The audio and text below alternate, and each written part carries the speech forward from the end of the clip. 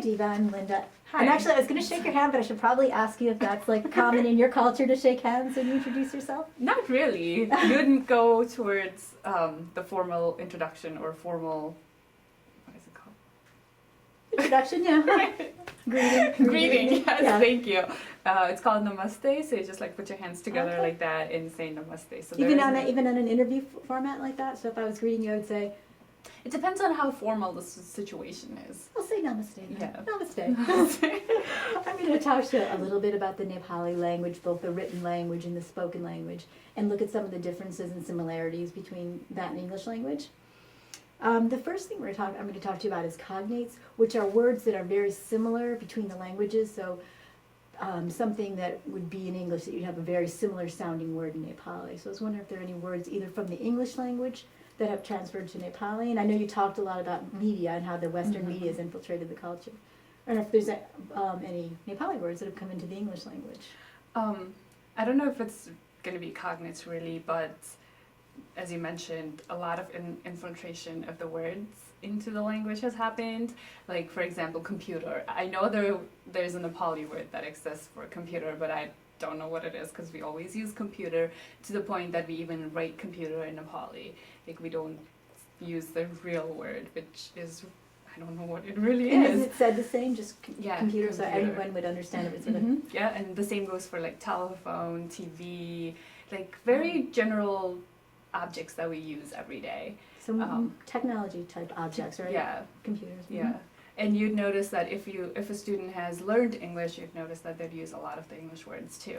My friends tell me whenever I'm on the phone with my friends that, for example, Nikki, she'll overhear me and she's like, I understood some of the words because they were English, and then you kept like mixing them with Nepali and everything like that. So there's kind of the way you say Spanglish, very much like that. Like you use both the languages Right. together So to Nepali and communicate. English.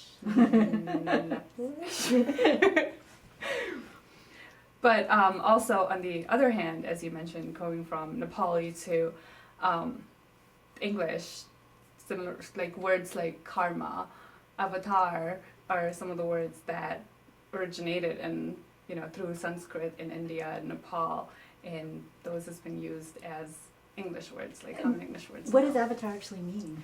It means like a different form. Okay. So like in the computer games and everything like that, you have like a form, like a doll, which is your avatar, it's which is like come into our language meaning pretty much the same thing it means. And yeah. Okay. Is there more than one variety of your language, written or spoken? And are there certain groups that speak one variety?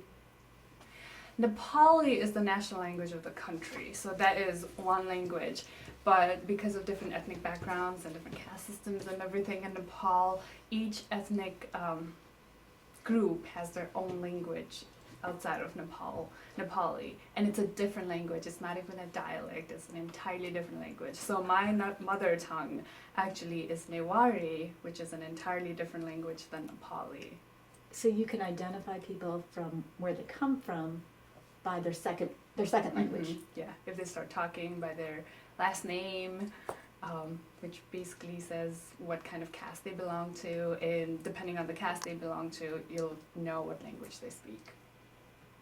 So it's not geographically divided, it's more by caste system, and it's Yeah, they're all over the place, so it's more a caste system. oh, okay. A little bit of geography too. Like the southern part of Nepal borders with India, so there's heavy Indian influence. The northern part, like Tibet, Right. borders with Tibet, so there's like a lot of Tibetan Chinese influence.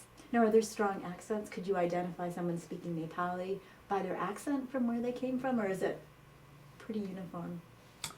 I would say it's pretty uniform, but you can tell by looking at the person, actually. Like, not trying to be a racist or anything, but because the South is a lot more warmer than the other parts, they tend to be, like darker skin. Oh, okay. Whereas the people in the North, because of the Tibetan influence, they tend to be very much like Chinese looking. Interesting. And Yeah. I mean, it's not that big geographically of an area, so that's interesting. Right. A little bit about the written language. I'm just wondering how the written language is structured. Are there different varieties? Like in English, we have cursive writing and cursive, what you call it. Do you have different varieties of writing? No, it's the same. It's like one form of writing. So when you learn your alphabet, you only have to learn one alphabet. Yeah. How many characters are there in your alphabet? I think 26 alphabets, characters. In the Nepali, there's 26? 26 alphabets, like A, B, C, D. Okay. Yeah. But then there are different forms of each alphabet, and it gives like the sound. Like A, B, C, D is the alphabet in English. Ka, ka, ga, ga are the alphabets in Nepali.